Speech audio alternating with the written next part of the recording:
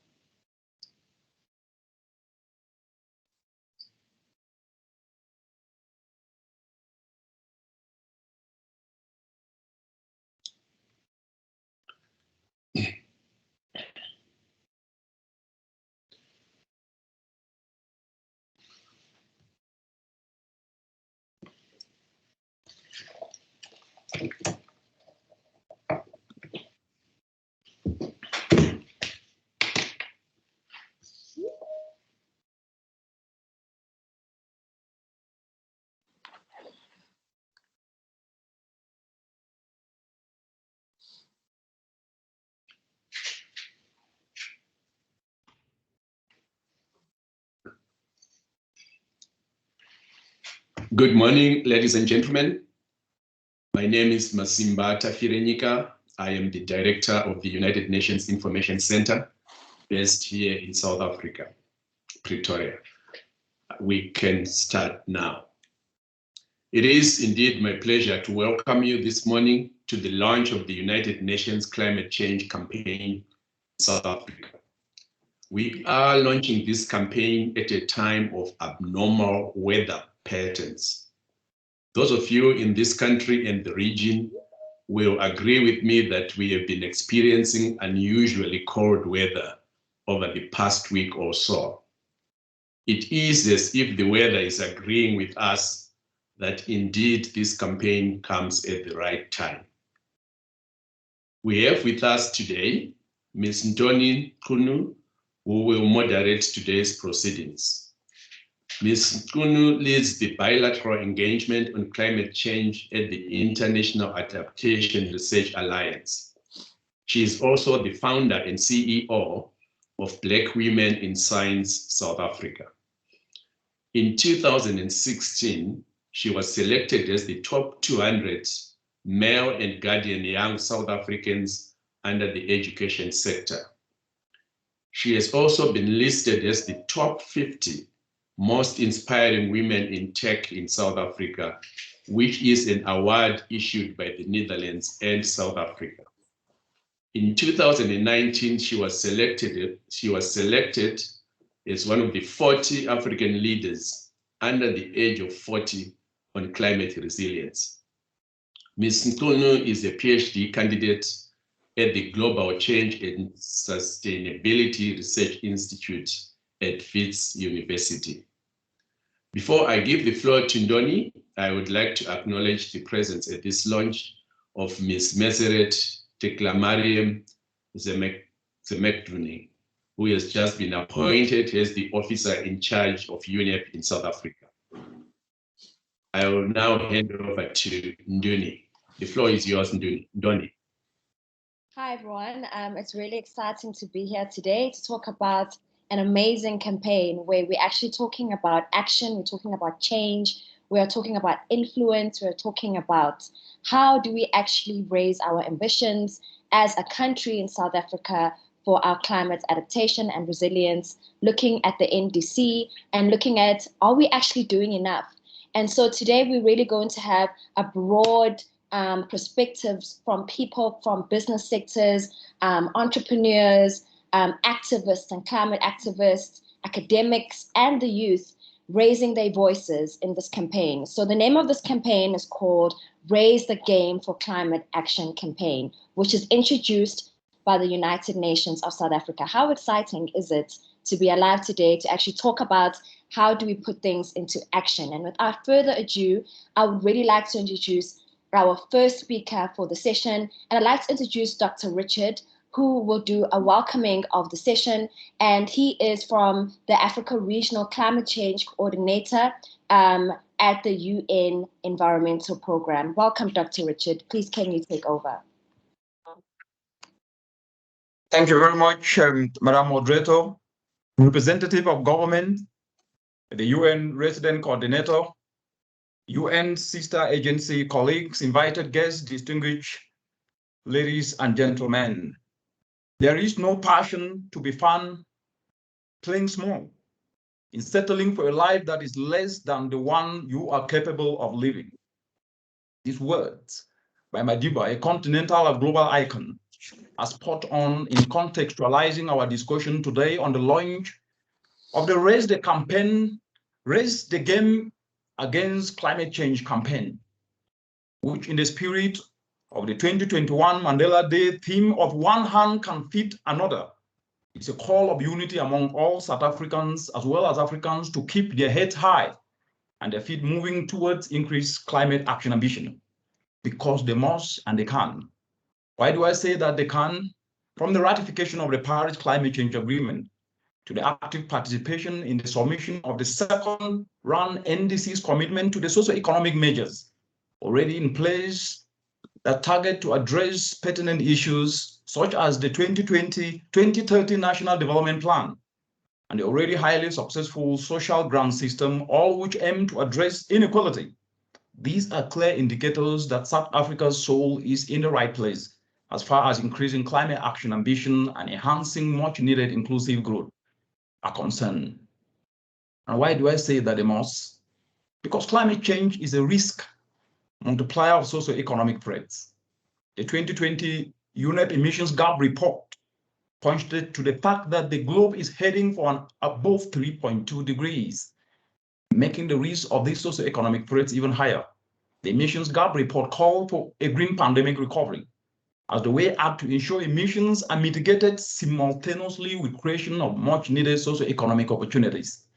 How this recovery can be practicalized for South Africa is our urgency of now. For example, because of climate change, some areas of Southern Africa are already warming at 1.5 times the global average. The effect of this temperature increase means the ability of people to work in sectors with high exposure, such as farming, such as construction, fishing, mining, is naturally reduced. This reduces the earning abilities of these informal sector workers and an exacerbation of the inequality gap. Cumulatively, with up to 63% of young South Africans in the age gap 15 to 24 years bracket being jobless, 1 in 4 people being food insecure, all this threatening to increase the inequality gap on one side, and climate change projected to shrink South Africa's GDP by up to 20%. The urgent action, especially climate action from all of us, cannot be overstated. To catalyze this ambitious action, the launch of the Raise the Game Against Climate Change campaign is timely, and the following are key tenets I would like to leave you with. Climate action must be premised as an investment opportunity. The climate action narrative in the entirety of Africa and South Africa must urgently graduate from projecting liability to projecting opportunities.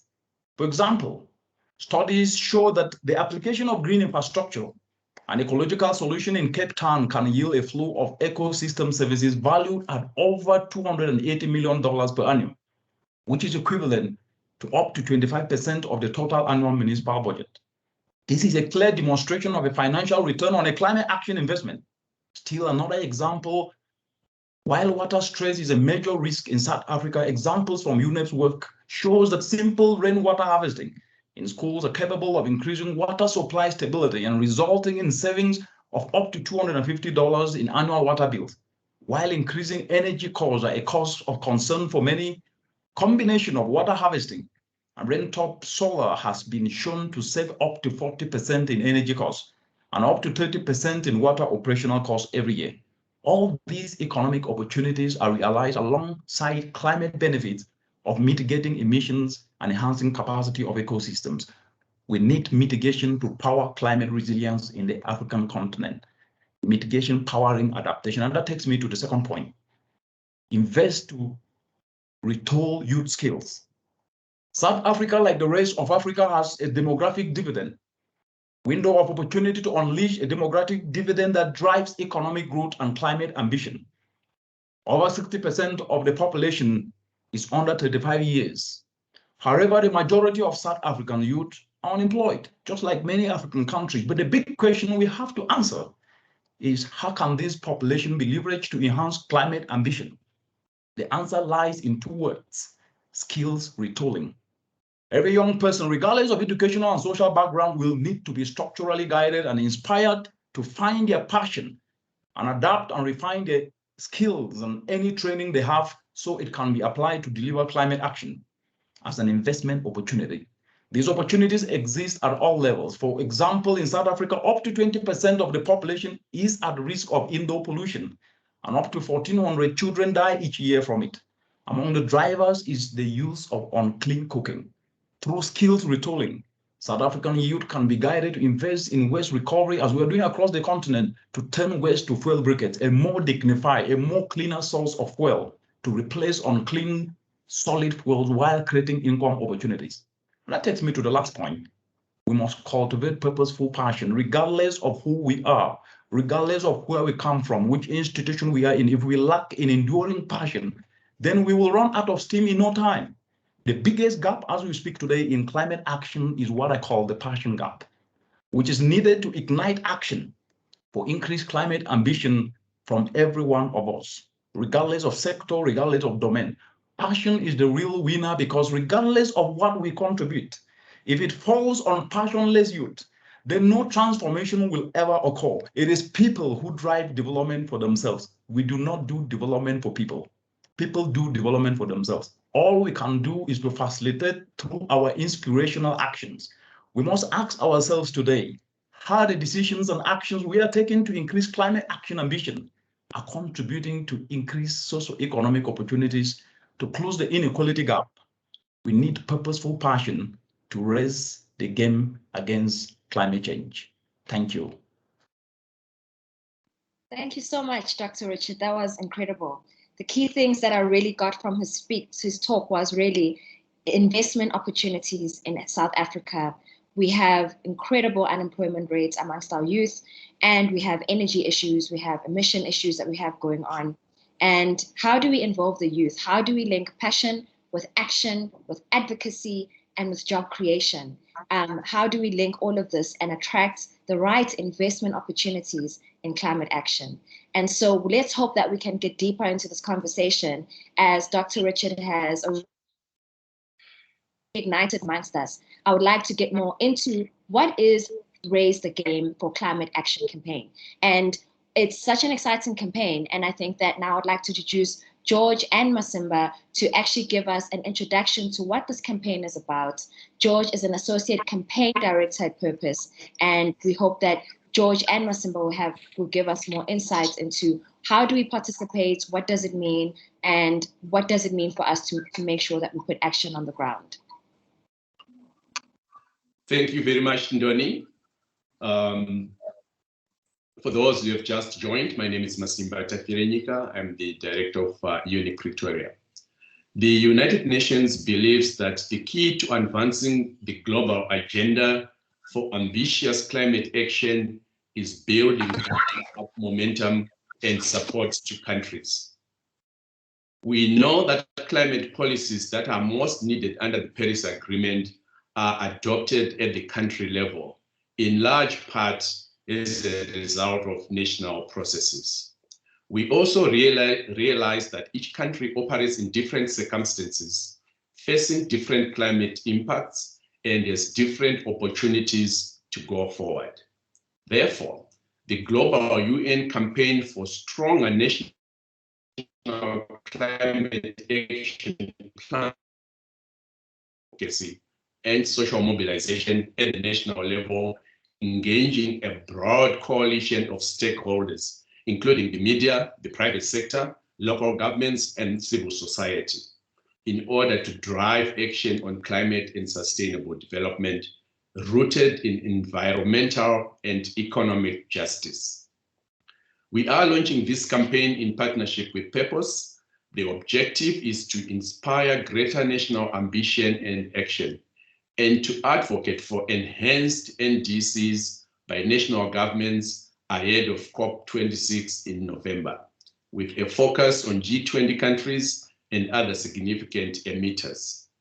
We also intend to grow the number of countries joining the Global Coalition for Net Zero Emissions, backed by concrete national action plans.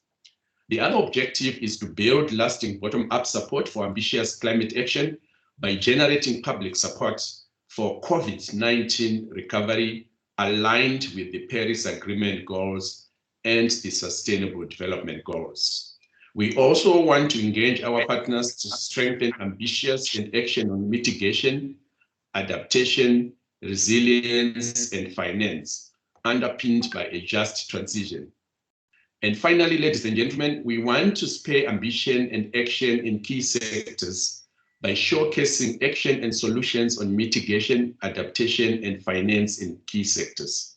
Ladies and gentlemen, let me emphasize that at the end of the day, as we seek solutions, we should bear in mind that South Africa is still heavily dependent on coal for most of its energy needs, and this sector provides jobs for thousands of South Africans. Hence the importance of a just transition. With that, ladies and gentlemen, I yield the floor to George. Over to you, George. Thank you very much, Masimba. Masimba and Richard have laid ground for us to talk about why raise the game for climate action campaign. This campaign is essentially, laid around the premise of, looking at how do we change how we communicate about climate? How do we lead with honesty? How don't we pit climate, crisis against other issues?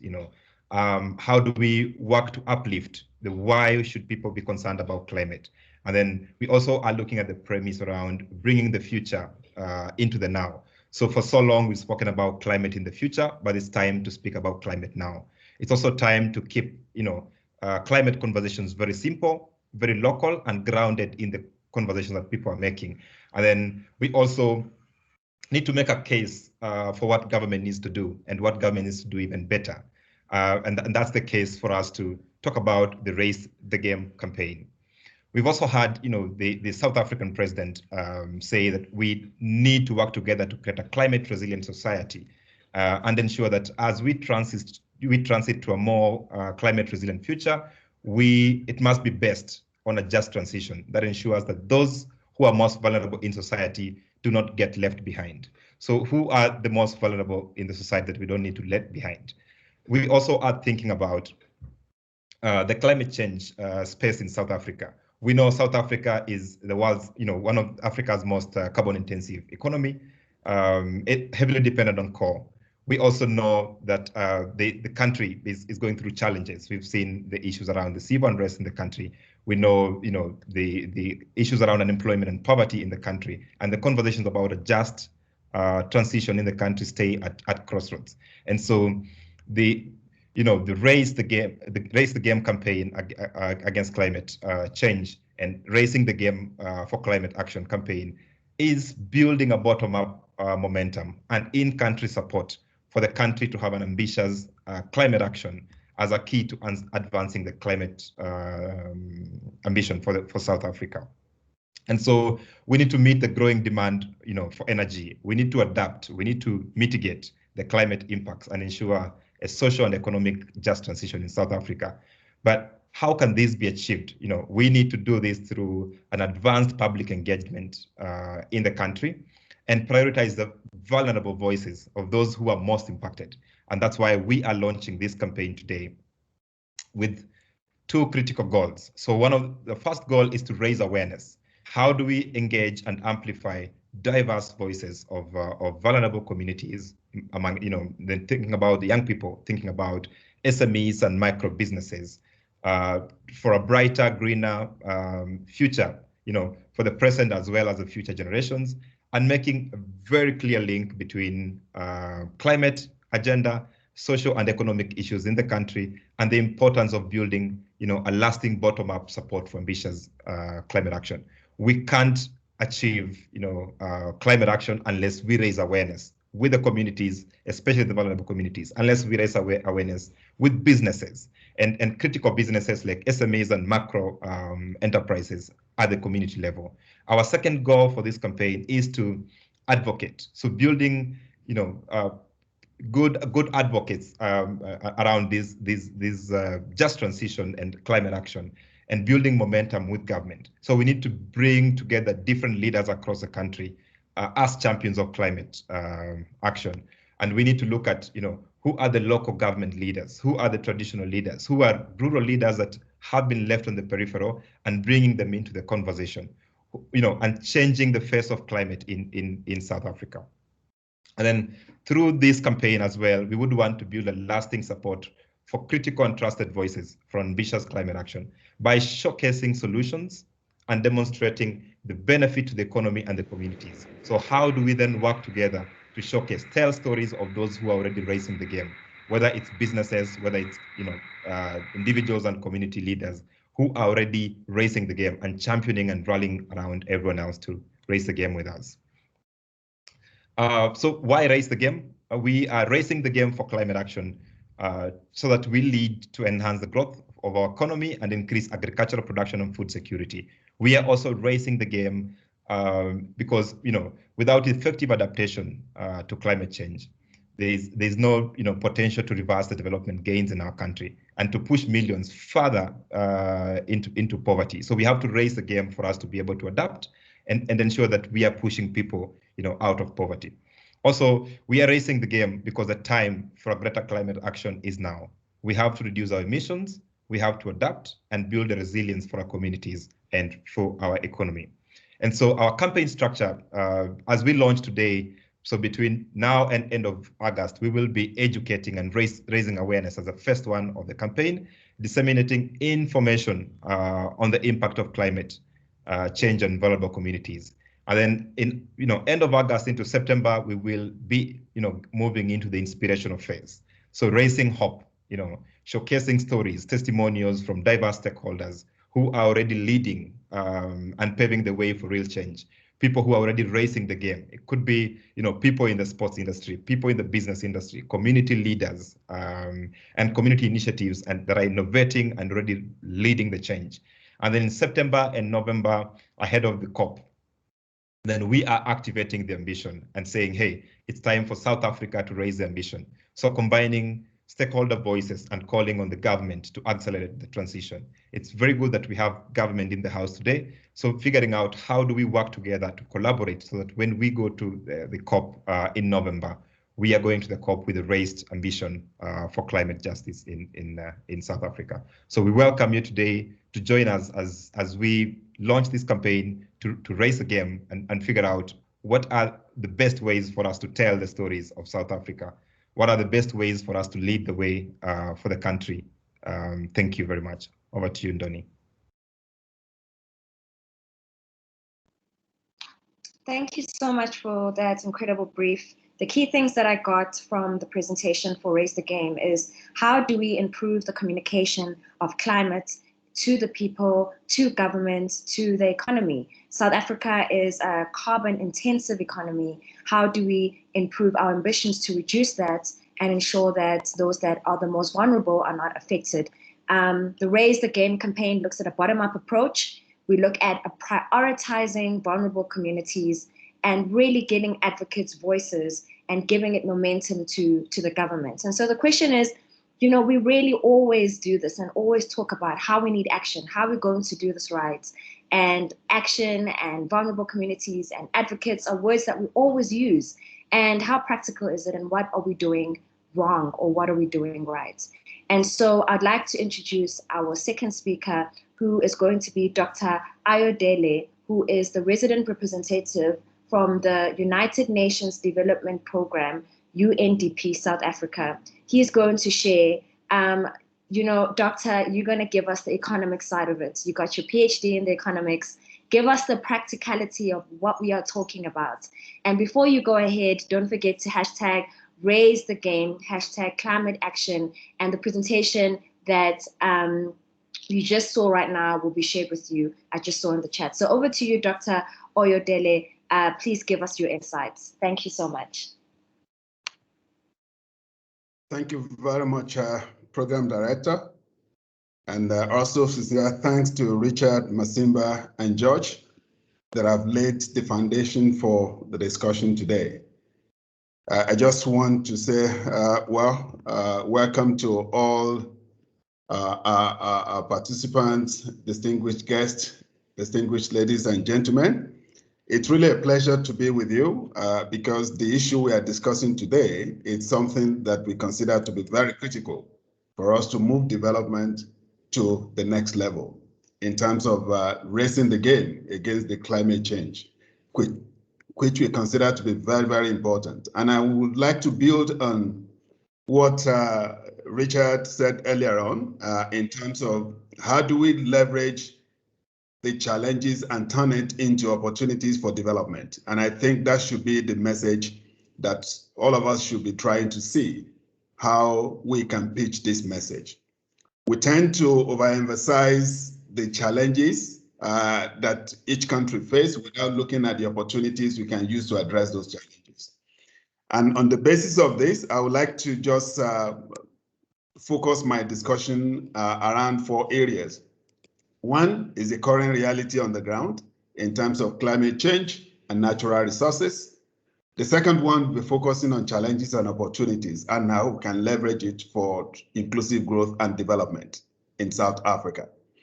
Also, what are the innovative environmental solutions that we can use? Also building on what the previous speakers, Richard, Masimba, and George have already said. And also to mention a few of the practical things that the United Nations system in South Africa are really doing to really take this how do we really take this particular message to the next level in terms of really raising the game. And this would then be concluded in terms of how do we really play our own role in terms of making sure this is used to transform development in South Africa. First is the current reality in terms of climate change and natural resources. And I just want to really re-echo the issues that have been said earlier on, that South Africa is carbon intensive and vulnerable to climate-induced extreme weather events, such as floods, wildfires, storms, and droughts. And it's really clear that this is something we've been experiencing in many parts of the country. And for instance, over the past few years, we have seen wildfires in Western Cape, floods in KwaZulu-Natal and Gauteng, and periods of prolonged droughts in the northwestern parts of the country.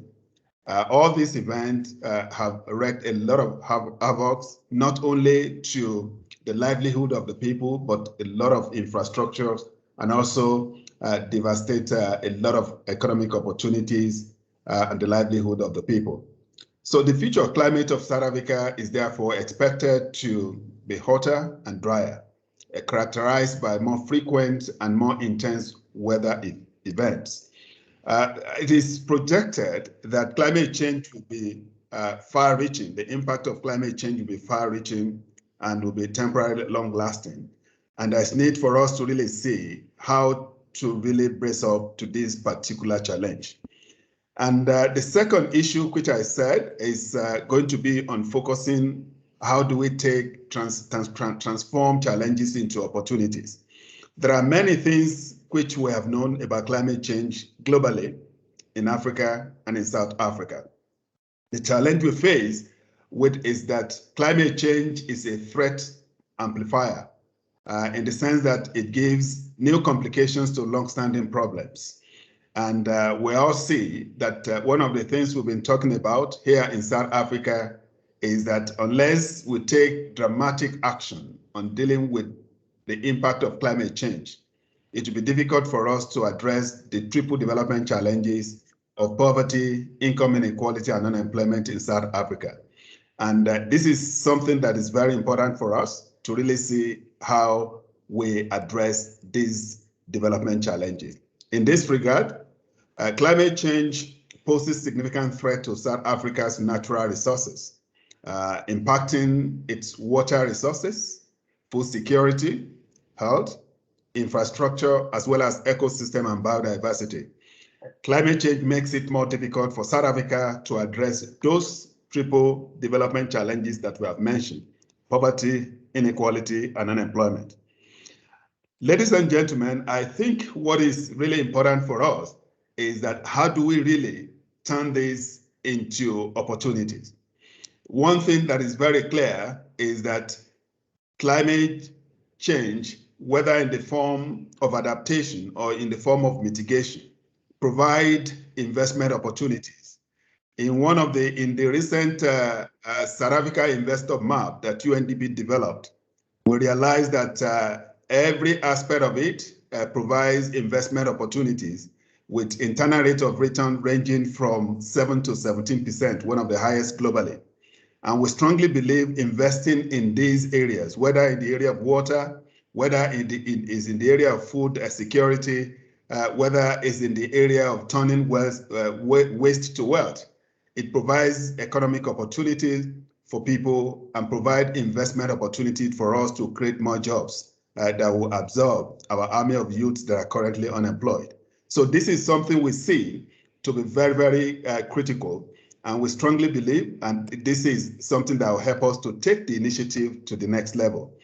And it provides opportunity for us to really think through in terms of how do we really re-echo what President Ramaphosa said at the G7 Leaders Summit on climate change, where he mentioned that the existential threat posed by climate change requires nothing less than urgent, ambitious, collective action by nations of the world, without any exception. And South Africa is also one of the countries that has played a very strong role in terms of contributing to the process, and it's also going to be a major solution to addressing the issue. And we strongly believe that in spite of the fact that in the country, many people tend to look at the job losses associated to the current development challenges relating to the just transition.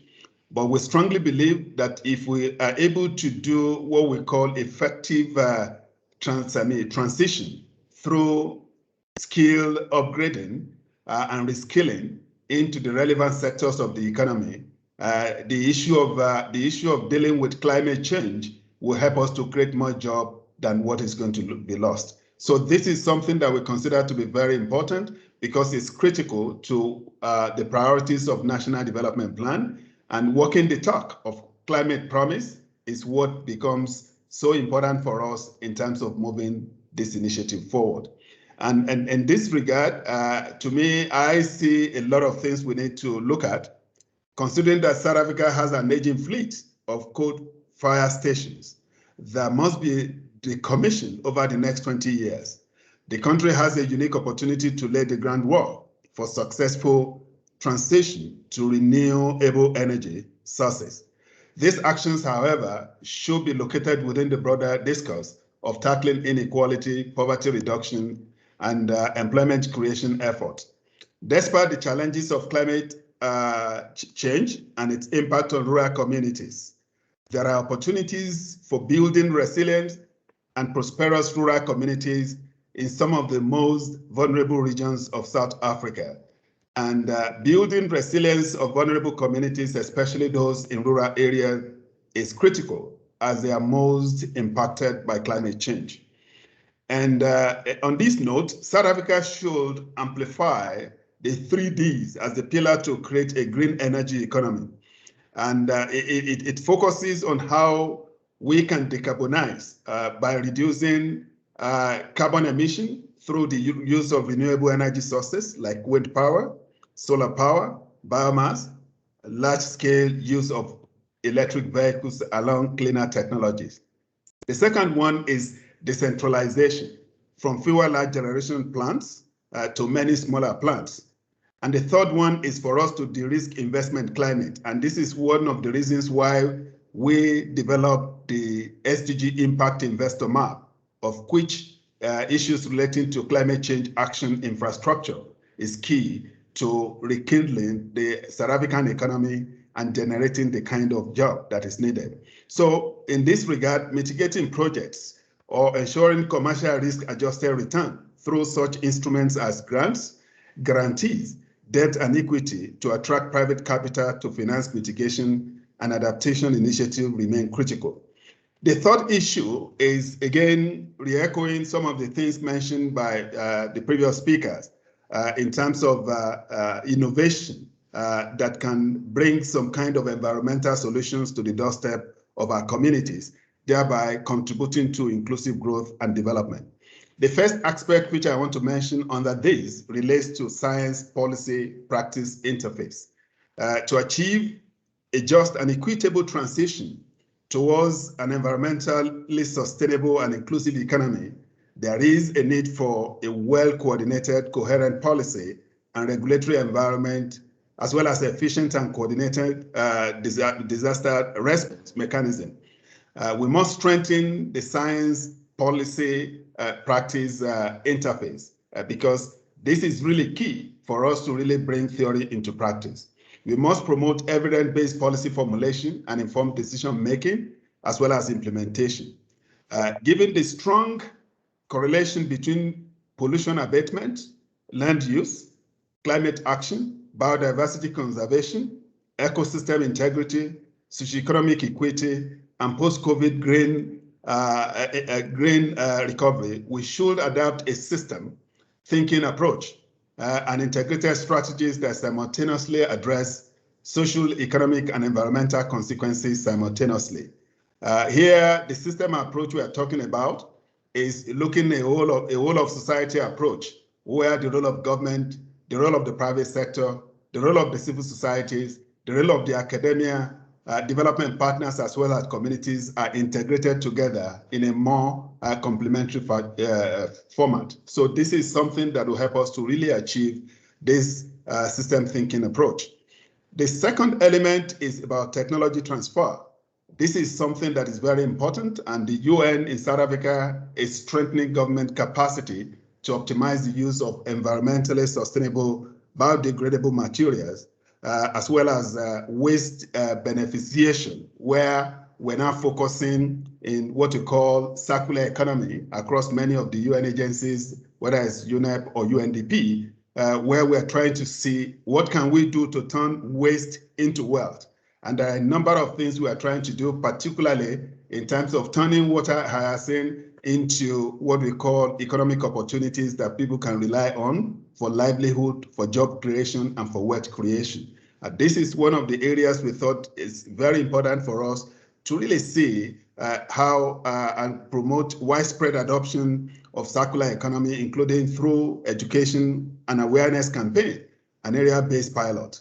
We are also providing technical support in the establishment and integration of protocols and standards to implement waste separation at source. This work is one of the things we are planning to scale up with the government. The third element is about capacity and skill development. And this is really very important. We've mentioned a number of things here. We need to really make sure we develop the capacity for climate smart and energy efficient mechanism.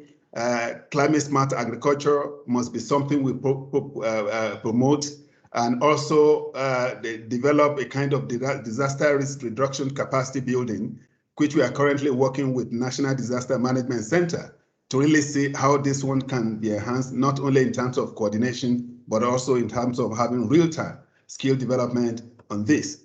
So climate resilience and just energy transition process should ensure that the skills and workforce we have today are adequately upskilled, reskilled, and transferred to low carbon sectors. And as I mentioned earlier on, the idea is for us to really see how can we really develop the skills of those that are currently in the coal sector into those that their skills can be transferred into renewable energy sector like solar, like wind, like biomass. So this is the kind of thing which we think is really good collectively, and I'm so happy all the actors that are here today. What can we do together to really contribute to reskilling these people in a way that will be extremely very relevant in the other sectors of the economy? The last segment of this is innovative financing scheme. Innovative financing or new finance instrument with innovative features such as blended finance, impact investing, result-based finance, payment for ecosystem services, carbon finance for ecosystem-based adaptation should be fully explored and to complement traditional sources of funding such as loans, grants, and even market-based financing mechanism. Finally, allow me to mention a few of the ongoing UN country team South Africa projects. We have, with particular focus on what UNEP and UNDP are doing in South Africa. First, the synergy between the climate change mitigation and adaptation is reflected in a number of the UN country team South Africa initiatives. For instance, the UNEP-led ecosystem-based adaptation, EBA, harmonizes the objective of African Green Stimulus Program and the UN Decade of Ecosystem Restoration. It gives me a great joy to promote that our conservation stewardship program in Namakwaland, assessment of natural resources and sensitive ecosystem in Jokabi District Municipality, and the strengthening of youth capacity in citizen science through technology intervention on the EBA in Mount Fletcher, all have multiple socioeconomic and environmental benefits, not only to the communities, but to the society and the economy. So let me also mention a few of the things that UNDP has been doing on the ground. And I would just want to mention the issue relating to the Wind Atlas for South Africa, expanded for a nationwide coverage, which we work with SAWE to really achieve. And this is where we have, in terms of having a Wind Atlas, where you know the assets across all the districts and all the municipalities in the country. So the second one is about the skill development we mentioned earlier on. Over the past year, we have developed 2 cohorts of 24 young graduates on wind technology technicians. The beauty of it, about 40% women and 60% men. All these 24 that we succeeded in training in the area of wind technology technician have secured employment even before they completed their training. The third one is what we are currently working on in terms of wind energy mini grid in 6 different communities in Eastern Cape, which we have started and we hope to complete before the end of the year. The fourth one relates to what we call the 3 transformative projects, which we have launched under the Biodiversity Finance Initiative, consisting of financing solution to promoting what we call efficient energy access and also efficient transformer initiative. These are part of the things which we want to use to promote a kind of new landscape in terms of just transition in South Africa. The fifth one relates to the sustainable land management, where over the past 5 years, we have succeeded in claiming about 10,000 hectares of land that were originally degraded into, which have now been reclaimed and have been used for economic opportunities. And now we are trying to really support emerging farmers in terms of using climate smart agriculture in getting this done.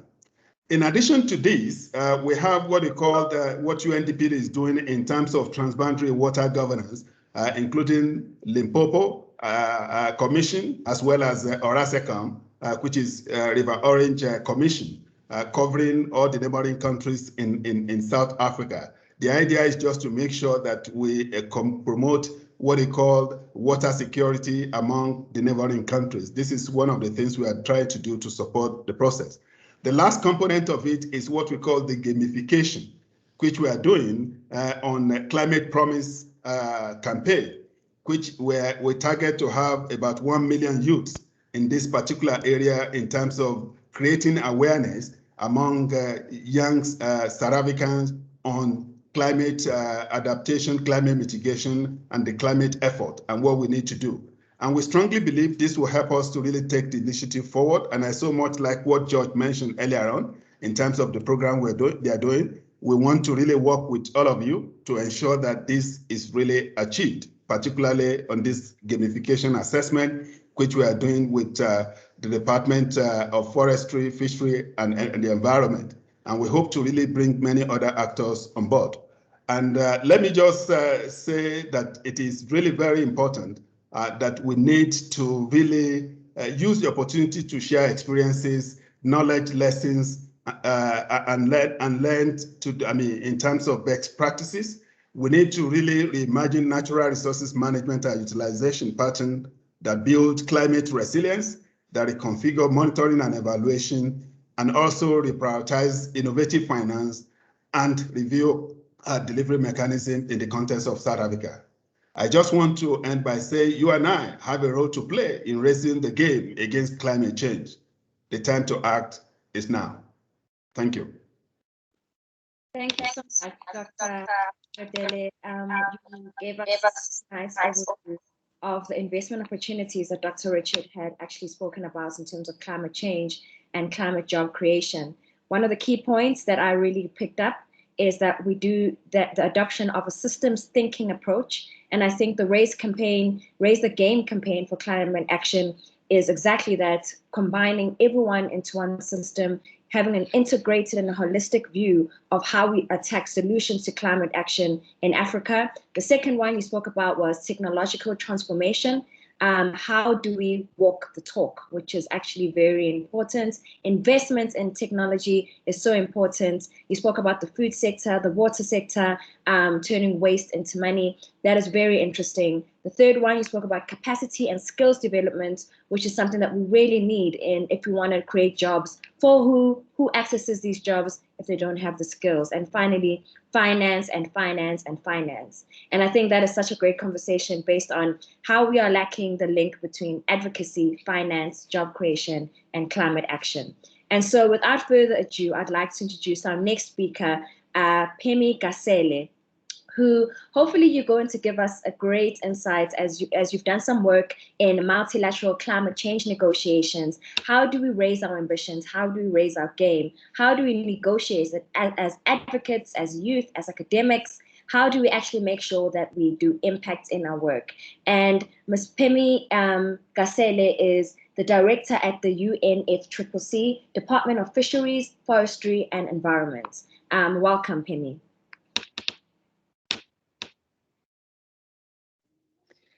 Thank you very much, Ndoni, and good morning, ladies and gentlemen. Firstly, I would like to take this opportunity to appreciate the opportunity to speak at this launch, Raise the Game for Climate Action. I wish to recognize the program director, the United Nations Resident Coordinator for South Africa, fellow speakers, and all invited participants, with special thanks to the organizers of this event. It is unfortunate that we are meeting under these challenging times when we are still faced with the COVID-19 pandemic, the recent civil unrest in some parts of our country. It is clear that COVID-19 pandemic is still wreaking havoc socially and economically. This is evident with the rising number of infections and death in our country and globally. Whilst COVID-19 pandemic is having a profound negative impact on our sustainable development efforts and our collective efforts to combat climate change and eradicate poverty amongst others, it presents us with an opportunity to do things differently. For example, resetting the global economy on a pathway towards a more equitable and more environmentally sustainable low carbon developmental trajectory, and a green resilient recovery. This needs to be done in a just manner, also ensuring that the resulting economic and social burdens are not shifted onto the vulnerable people and communities. Thus, as we transition to a low carbon economy and climate resilient society, we need to ensure a long-term planned and a well-managed transition, where workers' jobs and livelihood, especially of the most vulnerable, such as women, youth, disabled, poor, and the working class communities are protected. While COVID-19 is rightfully a pressing matter, without a resilient society and mitigating our global impact on the environment and mending the damage already created, we could see a similar or even worse drop in the economy than what COVID-19 has created. It is for this reason that we should utilize the tragedy of COVID-19 into a blueprint for preparing for climate change. For one, this crisis has taught us that we cannot sit back and wait for change, but rather we should be agents of change. In COVID-19 crisis, we saw this in the way people reinvented working, learning, and living from same distances. Similarly, for the climate crisis action towards adaptation and mitigation, we will need to change how we work, learn, and live. To reverse the damage created over the past 50 years, we'll have to be innovative and adapt to change, just as we have been during the COVID-19 crisis. Navigating through COVID-19 has also shown us that in times of crisis, it is not just about moving quickly, but being unified is critical. The climate crisis is an urgent matter, but without unity, effective solution will be difficult to reach. To solve a crisis as major as climate change, we will need to be unified. The Paris Agreement under the United Nations Framework Convention on Climate Change came fully into force last year. It is essential that the nations of the world stand together in support of the Paris Agreement and the Kyoto Protocol. We have a common moral responsibility to future generations to honor our mutual commitment and our differentiated responsibility to fight the causes and consequences of climate change despite the current challenges. The UNFCCC core principles must be upheld, and all three goals in the Paris Agreement must be advanced with equal determination and speed. It is essential to advance the reduction of the greenhouse gas emission, to advance the global goal on adaptation goal and associated action, as well as to advance the means of implementation to support developing countries. This should be treated in a balanced and equal manner. Adaptation continues to be central, important for South Africa and Africa in general. Therefore, access and deployment of adaptation finance remains crucial, especially in the face of deteriorating living conditions as a result of extreme weather events and slow onset phenomena associated with climate change. There is a common appreciation internationally that we need to drastically scale up our efforts, raise our level of ambition with the provision of support to developing countries in order to implement climate action. COP26 is an opportunity to raise ambition in the race to net zero by 2050 and climate resilience, and add further impetus to achieving a green economic recovery post-COVID-19 pandemic. Given that this will be the first COP to take place after the landmark Paris Agreement measures take effect, and where nations will come together to review commitments and strengthen ambition in the form of nationally determined contribution. South Africa, through President Cyril Ramaphosa as the chair of the African Union Committee African Heads of State and Government on Climate Change, CAHOSC, and Minister Creasy in her capacity as the chair of the AU's African Ministerial Conference on the Environment, AMSEN. We're advancing the African position that Africa's development and climate change realities require that all three goals of the Paris Agreement, which are mitigation, adaptation, and means of implementation, be advanced with equal determination and ambition. We remain fully committed to the implementation of the UNFCCC and its Kyoto Protocol and the Paris Agreement, and will contribute to our best effort towards a successful conference in Glasgow, which takes place in November. For us, we see the COP26 successful in that it is essential that all three pillars of the Paris Agreement are advanced simultaneously with equal determination and ambition, especially in the midst of socio-economic crisis caused by COVID-19 pandemic. The key is to ensure that all developing countries that require support receive dramatically scaled up and appropriate forms of support that does not exacerbate the debt crisis. South Africa is committed to submitting its updated nationally determined contribution to the UNFCCC before COP26 in November, and this will be covering adaptation, mitigation, and means of implementation. To this end, the department has spent the last year and the first part of the year undertaking the necessary technical work and stakeholder consultation that also included the vulnerable groups such as the women and the youth, which are now being completed. All inputs have been captured accordingly, and the updated process is now in the process of being finalized en route to Cabinet. Thereafter will be submitted to the UNFCCC before COP26 in November. What South Africa is also doing in terms of our commitment to fight climate change, the Cabinet has approved the South African Low Emission Development Strategy, which has been submitted to the UNFCCC Secretariat. The LEDs aim to succinctly build upon this foundation and articulate the path going forward in order to place the country on a low carbon trajectory, while at the same time ensuring a broader socio-economic development.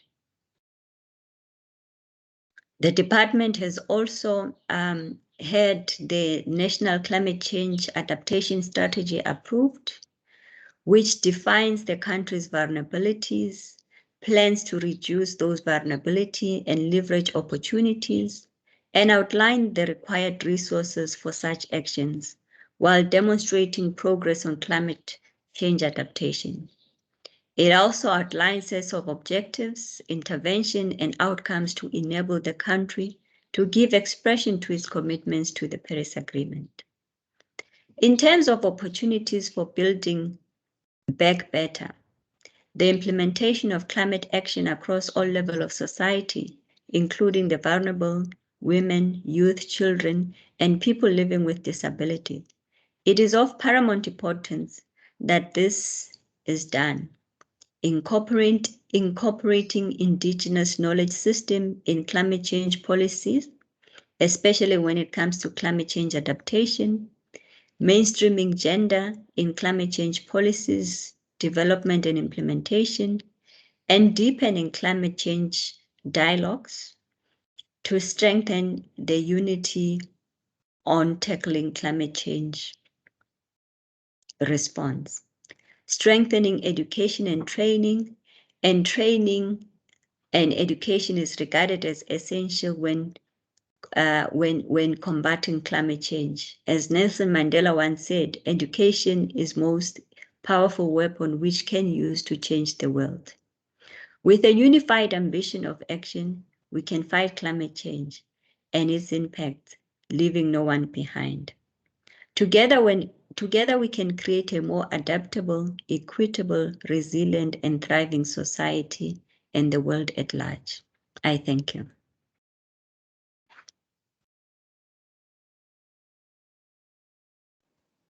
Thank you so much, for that great presentation. It just shows how much work South Africa is actually doing on the ground and investing in making sure that we raise our ambitions, we reduce our impacts and our emissions as a society.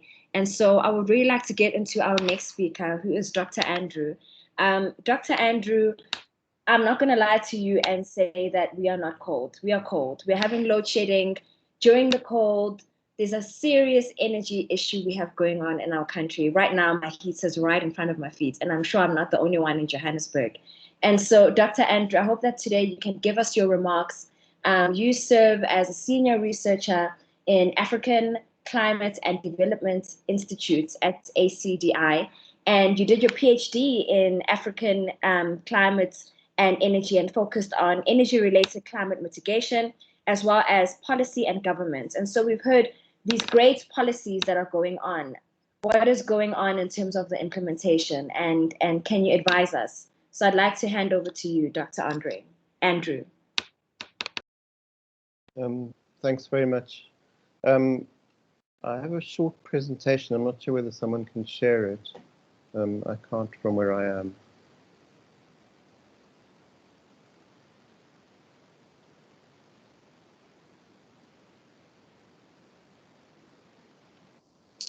I am sure that the admin team will try share it in the meantime.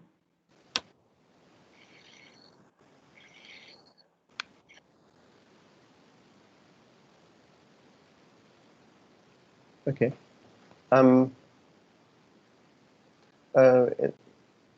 Yeah. In the meantime, I can start talking.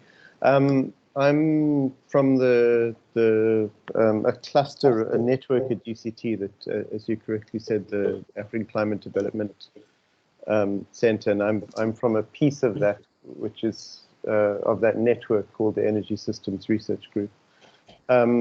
And we have contributed some of the technical work that Pemi was referring to in the process of updating South Africa's NDC.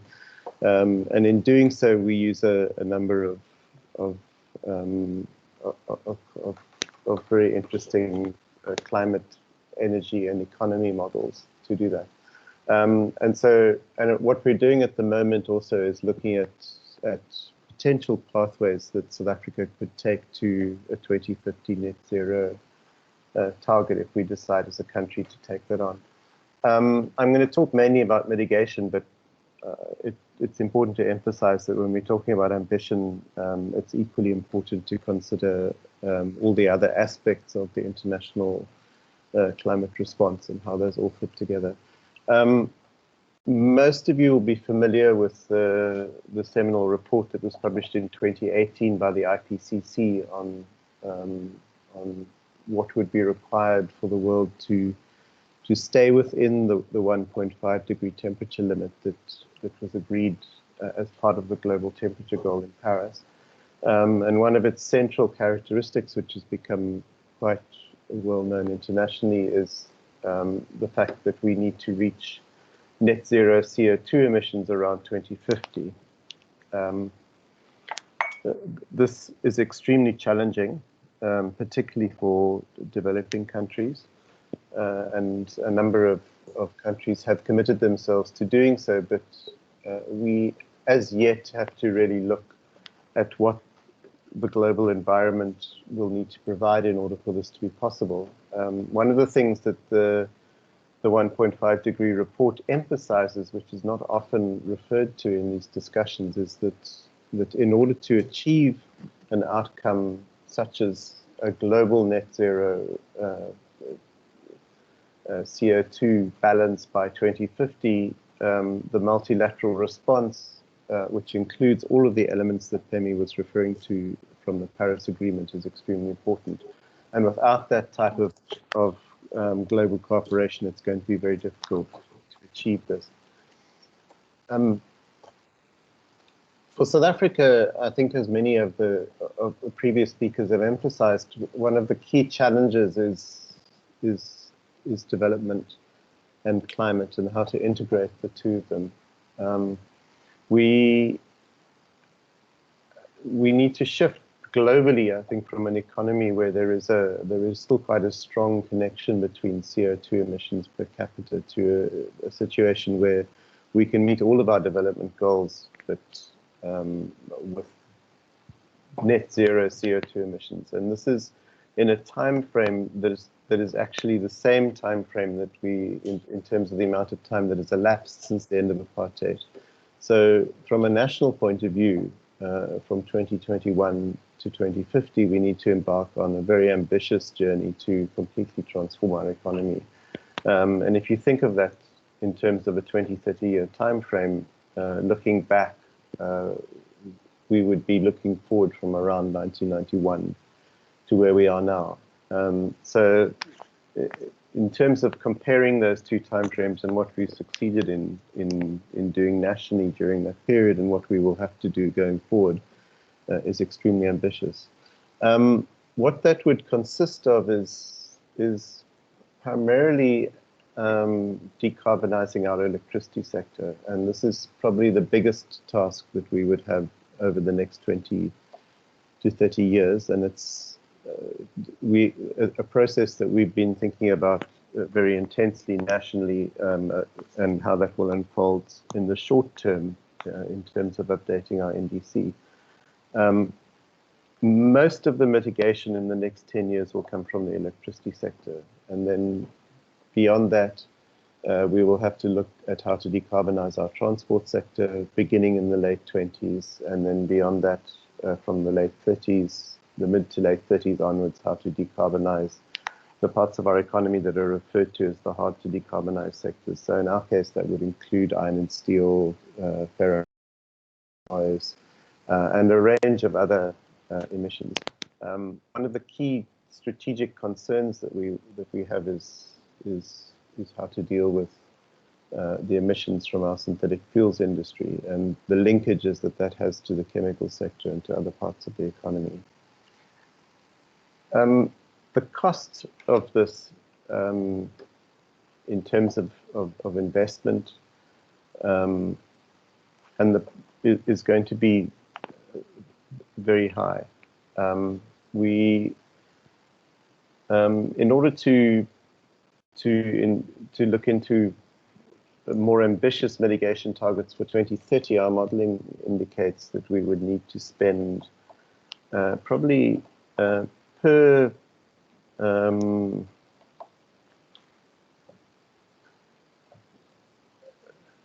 40 megatons additional mitigation, we would need to spend roughly another 200 billion rand in terms of investment in 2030. Now, that investment will potentially have very positive spin-offs for the economy. First of all, it would lead to considerably higher levels of employment in the electricity sector. There are potential benefits for localization, and there are a range of other co-benefits around reduction in air pollution, the potential to create secondary industries, and the potential to create large export industries such as green hydrogen and green steel towards the end of the 20s. This, however, will also require considerable levels of access to international climate finance of the kind that Pemi was referring to. And there will be two things that we need from that finance. The first thing will be that it will need to be concessional and on a large scale, and we're estimating at the moment that taking into account the need to retire coal plants potentially before their economic life is complete, to invest in a very large-scale renewable energy program, and the other requirements of the just transition, we would be looking at something like between $9 and $14 billion between now and 2030. The other thing that is necessary, and I think Penny referred to this as well, is de-risking that finance. So looking at ways in which we can provide through international mechanisms, forms of guarantees that would lower the risk for lenders. That's very important, and I don't think that we will be able to achieve this, and particularly the more challenging decarbonization pathways in 2030 and 2040, without a very strong international climate regime that is able to mobilize those kinds of sums. Just to give you an idea about what South Africa will need to do after this, at the moment we're looking at an ambitious outcome for the country in 2030 would be somewhere between 400 and 350 megatons, and that's off a base at the moment of, we think, around 450 to 460 megatons.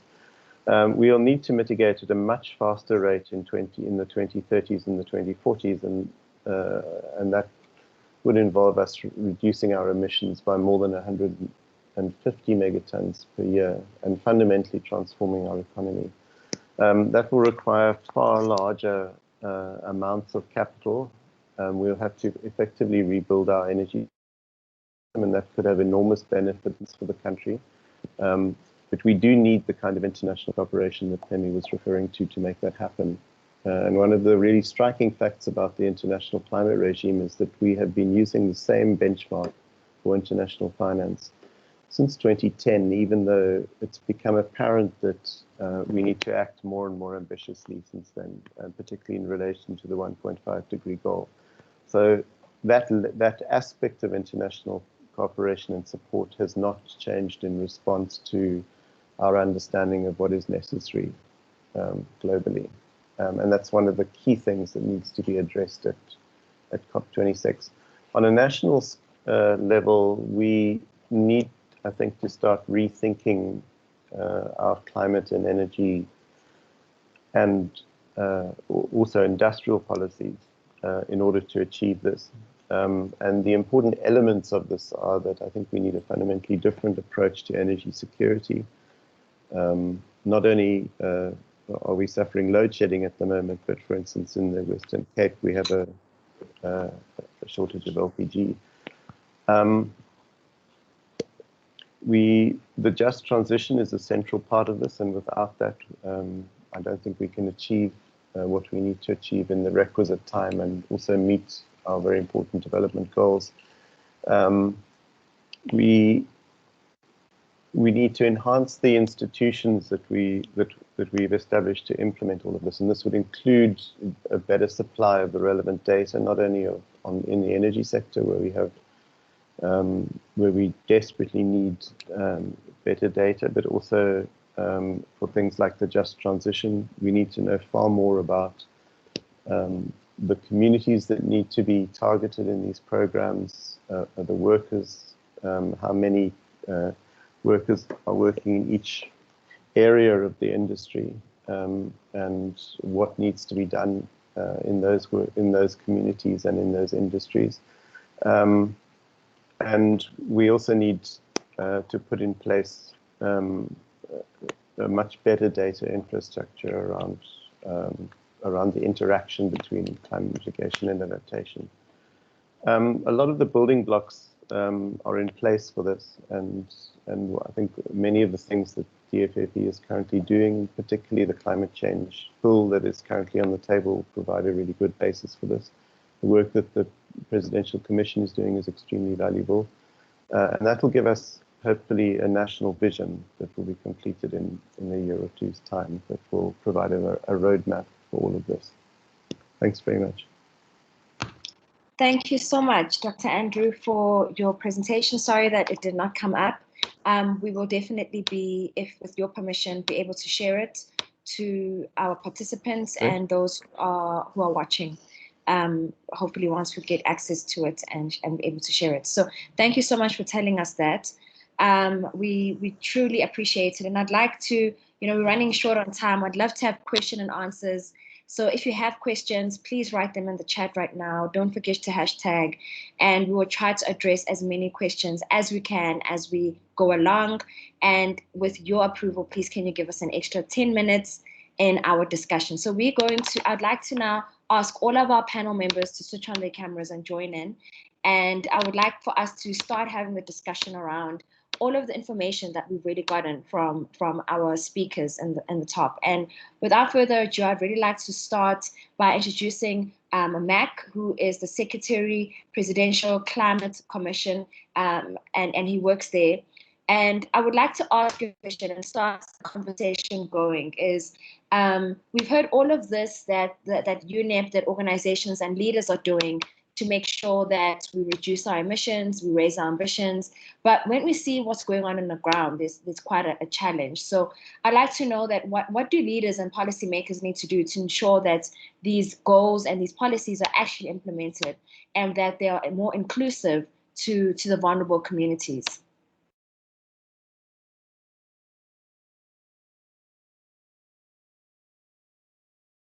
I'm sorry, Ndoni, was that directed to all panelists? That was directed to Mac. Okay. Oh, thanks, Ndoni. I thought you were still doing the introductory remarks. Apologies for that. Sure. Yeah, thanks. As rightfully introduced, I represent the Presidential Climate Commission, but at the same time, I also work for the Department of Forestry, Fisheries and the Environment. My thinking is that the role of leaders and policymakers is to provide unambiguous policy direction and certainty. And as we do that, we also need to provide governance framework for government policies that do not have the necessary governance framework to be successful in implementation. It is very difficult if you don't have such frameworks because there is no first structure for coordination, accountability, and enforcement. And how do we make this inclusive? The approach is that one where leaders need to foster partnership and collaboration. Your policies are not going to be successful when it comes to implementation if the relevant stakeholders are not consulted on. And these stakeholders will also include your end users, the stakeholders with interest and those that are regulated are very important. The consultation will help you achieve more effective policy, and it motivates everyone to follow the policy because they feel that they're part of that policy. For the policy to be successful, you also need to publicize it. For a country such as ours, it's important that these policies are also published in the local languages. And already as government, we are doing that in some of the policies where the policies get translated into local languages. There are platforms like social media networks. Some of these policies can be workshopped through Imbizos and Indabas. And the role of leaders also is to create a space where there can be social dialogues. You facilitate the social dialogues with labor groups, civil society, business, community, and government, because these policies are going to impact all at an ecosystem level. People have been talking about the system thinking and the ecosystem approach. So this is the approach that will ensure that all those that are impacted somehow by the policies get involved. Furthermore, for the policies to be easily implemented, they need to be tailor-made or mainstreamed into your own businesses. They must support the socio-economic imperatives of the country. For example, for a policy in the country to be successful, it needs to be addressing the triple challenges that the country is faced with: inequality, poverty, and unemployment agenda. And recently, with the COVID issue, the policy needs to somehow address the economic recovery strategies and plans that the country plans to pursue. Most importantly, the policy implementation must be realistic. So there must be dedicated time, resource, and personnel to implement those policies. So the role of government will also be to mobilize funding, national funding and international support. That will also involve availing resources to de-risk the transactions so that we can attract more funding. The roles and responsibilities for policies are also very important, and the obligations, so that you can have an auditable standard to say, this is how we're going to measure the performance, whether the policy is successfully be implemented or not. And the review and evaluation of such policies at periodic intervals is also very important to check if the policy is still relevant or needs to be tweaked to be effective. So that's very important. And lastly, linked to the framework issue, the role of government is also to create enabling environment to incentivize the implementation. And with that, there's also a need to enforce the implementation of the policy. And this can be done by developing and establishing policies and measures such as legislations that will ensure that the prescripts of the policies are adhered to. I think there's a lot that I can say about this, but with limited time, let me stop here, and I'll wait for other colleagues to make inputs and listen and add if there's a need for me to add. Yeah. Thank you. Thank you so much, Mac. I think one of the points that you brought in is that leaders need to foster partnerships and collaborations, and they need to, transform it into local languages. So I want to take the question back here to Ditebogo. Sorry, Ditebogo. Can you please tell us who is a Young Programs Associate at SIIA? Can you please let us know, do young people even know what the NDC is? What are the advocates saying, or what are they not saying enough? And Ulrich, if you can also support Ditebogo about how can we actually make sure that advocates and that the locals are actually getting in touch with these kind of policies. Thank you so much, Ndoni. And yes, young people are very much aware of different climate policies in existence. I know from dating first from the first NDCs that were first NDCs from 2015, young people did submit a comment onto that. And even more recently with these updated NDCs, young people have engaged on those NDCs and commented, but they're going further than just commenting on the NDCs. They're looking at how do they also contribute and be a part of the implementation of the Paris Agreement more locally. So young people are very much engaged. They are working and they are quite excited that the policy making space is opening up quite a lot to young people and allowing them to engage and also contribute. Currently, right now, what one of the policies that young people are working on is the South African Youth Climate Action Plan, which aims to kind of guide climate action for young people in South Africa, which is linking back to the NDCs as well. It's linking back to the Paris Agreement and trying to localize that action, and also linking back to the climate change bill that we were so excited to see, but didn't really. But yes, young people are very much engaged and are excited and eager to continue doing more work. Thank you so much for that. Rich, you are an environmental justice activist at EarthLife Africa. Can you support these partnerships? Are these partnerships happening on the ground? And what are they missing? Because there is an implementation issue.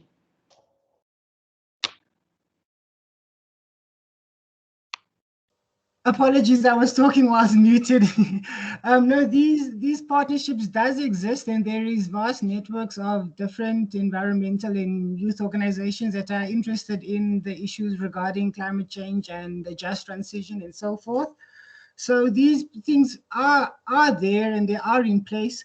However, what is missing is either buy-in from government or some sort of incentive for them to actually dive deeper into getting to these communities and these youth organizations to start applying these adaptation and mitigation strategies and so forth.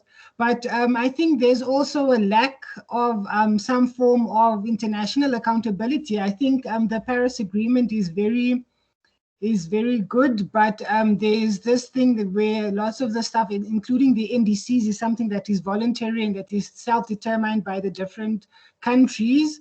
So even if a country does not really adhere to their NDC plans, there's no real way for the citizens or for even the international community to keep these governments and entities accountable, because it is something that is supposed to be locally enforced, but there's no real legal or other international framework in order to hold these people accountable. And there's also no incentives for governments and for different businesses and state-owned entities and stuff like that to enforce a just transition, and also to make great bills like the climate change bill and all of these things to be. So we must try and get the voices of the people to have more power than the voices of, say, your financial lobbyists from your different polluting sectors and so forth. So there needs to be more vested interest within government to approach the people and put the people first before profit. And also there must be lots of accountability measures. Let me just keep it there for now. Thank you. Thank you so much. Thanks you so much. Accountability and more investment needed. Gayla, you are at CLARE, you're a senior economist for sustainable growth, trade, and industry policy strategies, tips. Can you please tell us, how do we get our leaders to prioritize investing in action research? How do we make them prioritize the green economy and provide the skills and capacity that was spoken about in the top?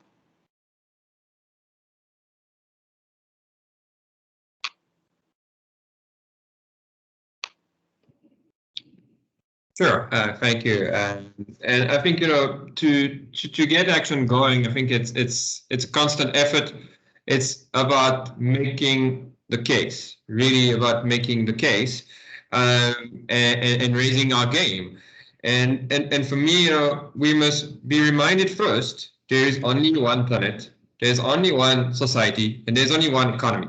So changes at the margin are not going to cut it. We're talking about society-wide and economy-wide transformation, and we're talking about raising our game in terms of mitigation, in terms of adaptation, and in terms of justice, of inclusivity.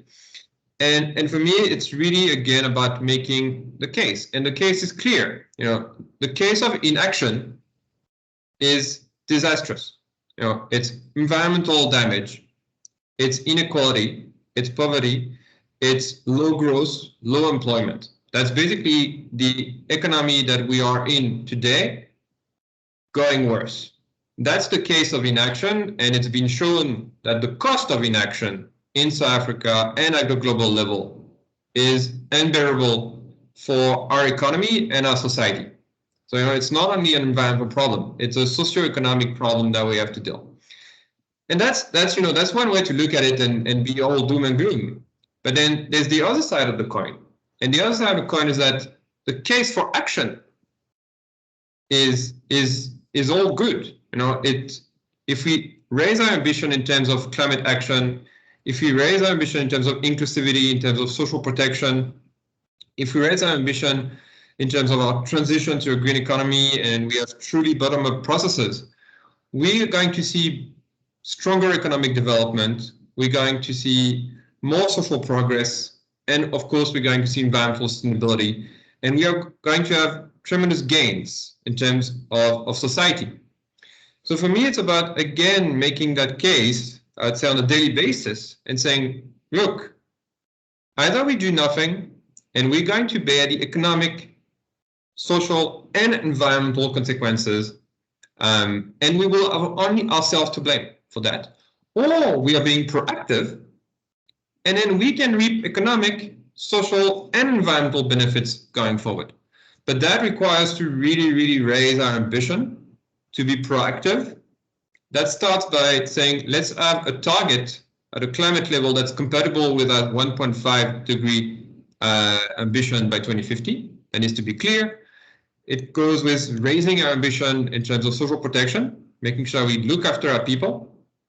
And lastly, it's about being inclusive and democratic, making sure that we have a bottom-up process, that the people have a voice and actually are part of that journey together.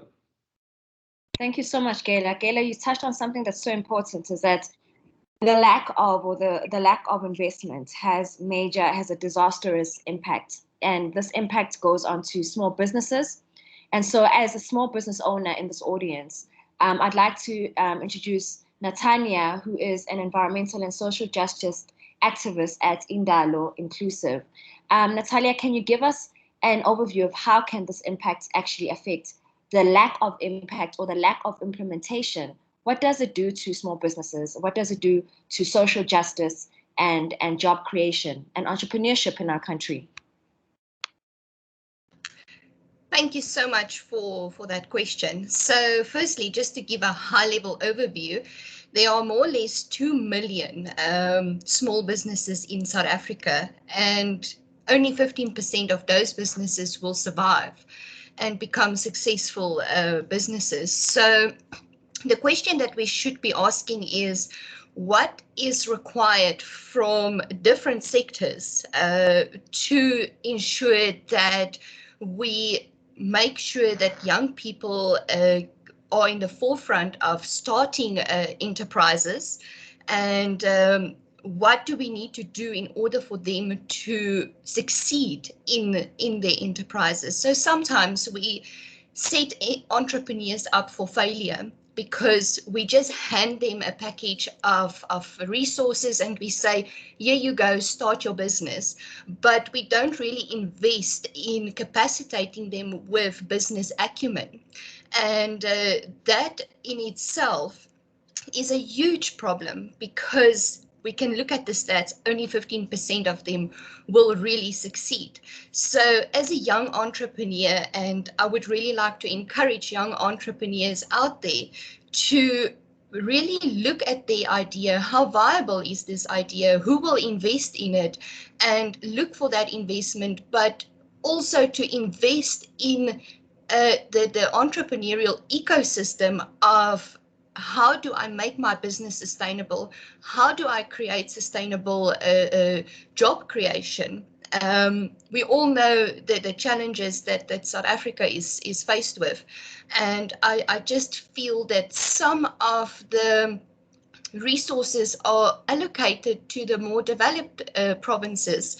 What about those provinces that are most affected by climate change, and those entrepreneurs that does not necessarily have all the resources to get access to information and to get access to the resources? We are leaving them behind. So it's just a whole cycle, and that is a contribution from my side. Thank you. Thank you so much, Natanya. That's such a good point. It's so sad that we have to cut this conversation short, but if you have more questions, ask us privately, ask us in the chat right now, and we'll respond to you after the workshop. I would just like to get onto the closing remarks, and I'll start with Mac. Mac, 1 minute to close your remarks on this campaign from a policy and leadership perspective. What are your closing remarks about the campaign, about how we need to raise the game?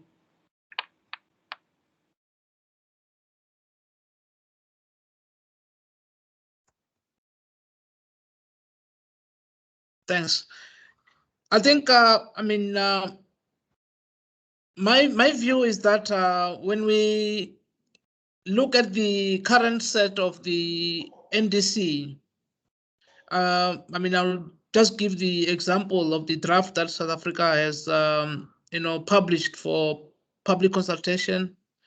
There are, some ambitions in that it moved from the, initial targets that were submitted then in 2015, but there is still room to improve that, and you see our inputs as the Commission.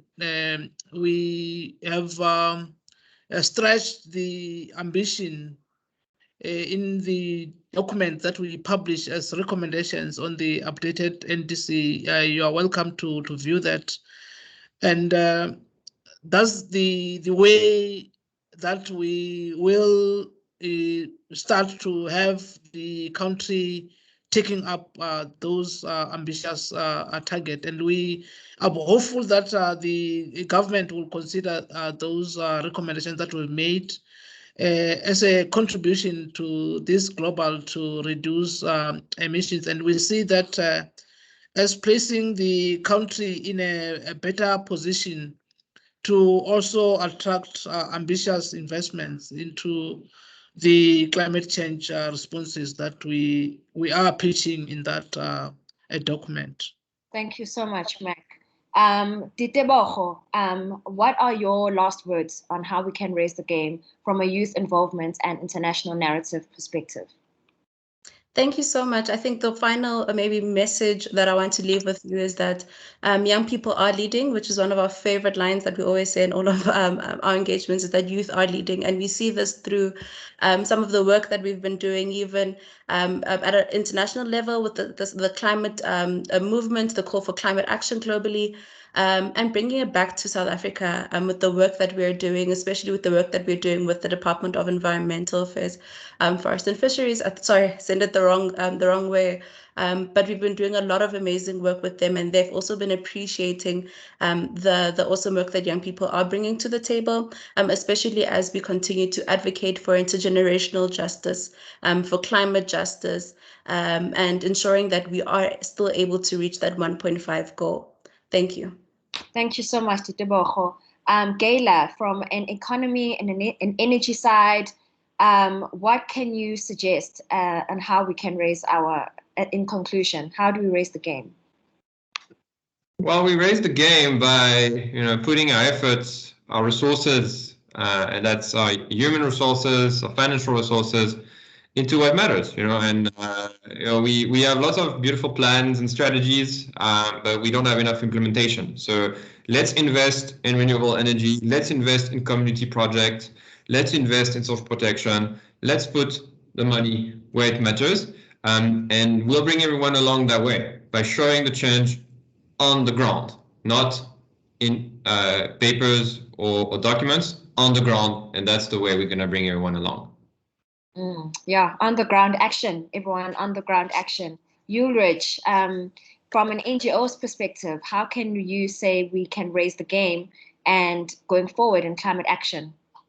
For us to raise the game, we kind of have to, like what the previous speakers have said, we have to put our money where our mouths are and kind of put ourselves forward and try and lead. But we can't raise the game by ourselves. We are not the only ones on this planet. We have to get everybody to join this campaign and raise the game.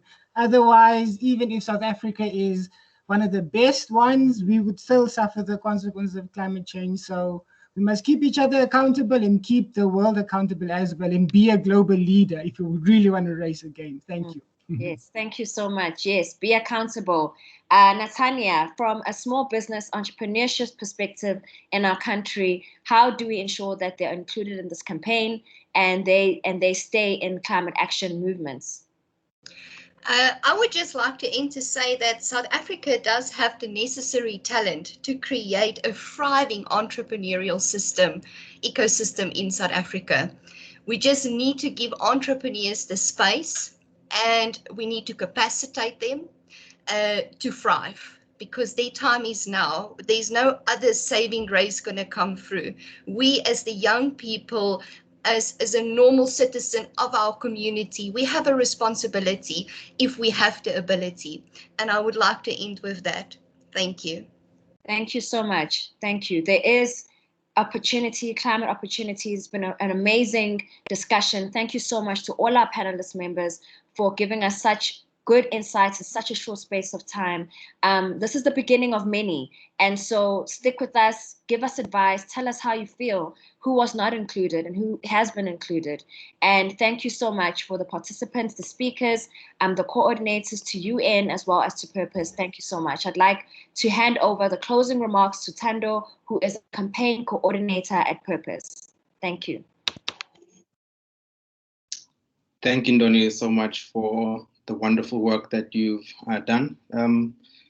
Quickly, colleagues, I've just got a short presentation that I would like to show. Zinat, if you could. But just on the way forward for the campaign at the moment. So what we're going to be doing is we're going to be, as George has indicated at the beginning, we've got 3 phases. The next slide, please. Nope. Move forward, slide 9. Slide 9, slide 9.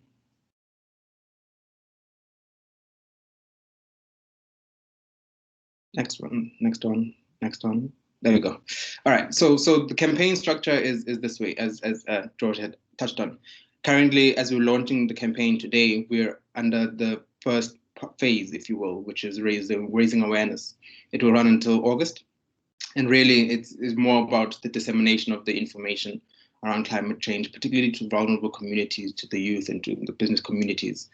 And then following that, we'll move into the next phase, which is then to inspire. So part of the inspiration process for us will be to reach out to different communities, both the business community, again, the youth community and vulnerable communities, for them to share with us some content on how it is that they're raising the game, different ways in which they're raising their game in their respective circles. All this information will then sit on our website, which we'll send a link to following this presentation. And then before we get to COP, we'll move into our third phase, and that is then how we can mobilize different voices, different actors in the space, and show how it is that people have raised their game, including the work that's going to be done by the government. And hopefully all of this will tie into just before we get into COP26, and then also including additional work that we'll be doing at COP26. Zinat, can you please go to the next slide?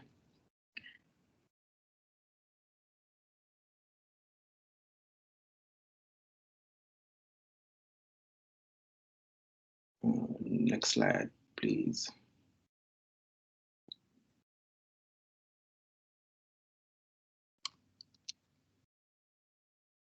All right, so just to quickly show you some of the graphics that we're going to be using for the campaign.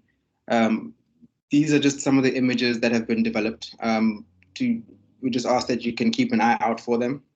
They will be posted on all the UN social media platforms. We'll be encouraging all partners, including some of the speakers, or if not all the speakers, to share as widely as possible so that we begin to really raise awareness for climate action, to educate the different communities that we're targeting. You know, the idea is that we would be putting most of these assets on social media platforms, so Twitter, Instagram, Facebook, on our website, sharing it as far as wide as possible so that many other communities can share it. Zinat, you may go to the next slide. We just also wanted to give you a bit of a sense of what the next, some of the images that you might see throughout the campaign, just to know that this is all related to what it is that we're talking about. So these are just some of the images that have been developed to date. More so carousel. So these are the images that we're going to be sharing via our social media platforms and the UN social media platforms. As Inachi may go to the next slide again.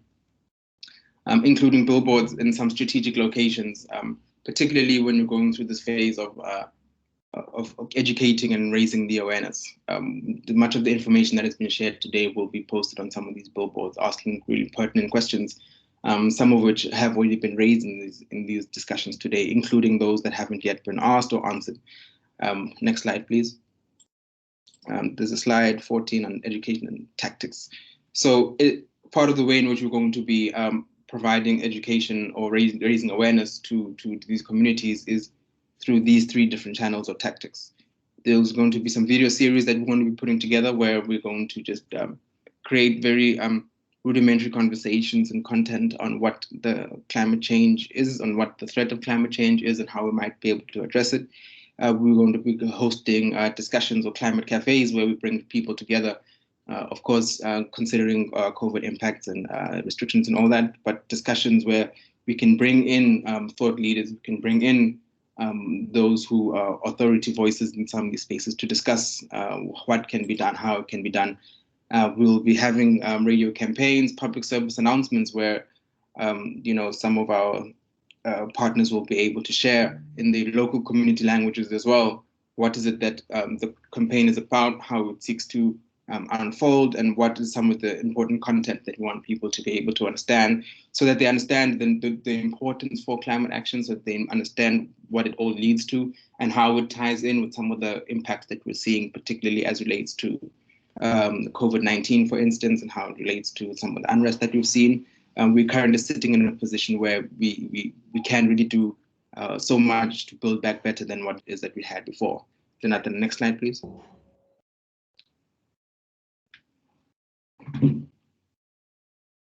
And then when we move from that campaign, we'll then move into the inspiration part, which is the second phase of the project, where we'll then be seeing again more celebrities or authority figures who are also championing the call for more ambitious action. We'll be having billboards in specific communities, specific areas, making use of upcycled materials, recycled materials to kind of really inculcate this message of reduce and reuse where possible, and other messages which are pertinent to how it is that we can create awareness for climate and climate change. And then we're also going to be talking to, of course, small business enterprises, small business owners. They have a critical role to play in this. Employment can be created. There's opportunities which can be exploited, which have a great chance of trying to move the direction towards where it is that we're trying to take it as a country, as a people. And so, yeah, that basically just to touch on one of the main tactics and next steps that we'll be addressing in so far as the campaign goes. So just to also touch on that, the campaign is going to be running from July up until November, when COP is taking place, including maybe some posts and so on during the COP process.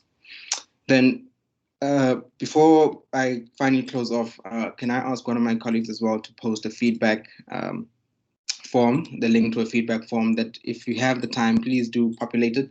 We would love to hear from you just to find out, more information about how the presentation went. If there are questions that may have been inspired or sparked during the discussion that you would like us to touch on, please share it with us. We'll endeavor to do our best to respond to those. And then we'll get back to you as soon as possible on those responses. And then just to say a final vote of thanks to all the speakers who made their time out of their busy schedules to come and share with us for a few minutes, to all the participants as well who'd also set time apart to come and join us and listen to what is that we have to share at this campaign launch. We thank you so much for your time. From me, from the team, from my team as well, from helping put this together. It's been quite a busy few weeks for us, but we have managed to do it, and we look forward to launching this campaign or successful campaign rollout. From me, I think that's about it for now. Thank you everyone for your time, and we'll see each other soon again, hopefully at one of those climate cafes or another platform where we could discuss some of these issues in a bit more detail than we had today. Thank you.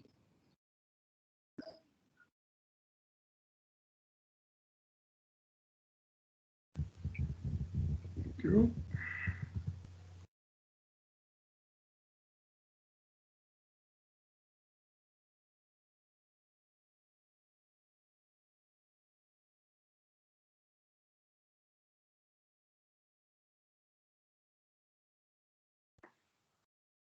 Ndoni, are you still there?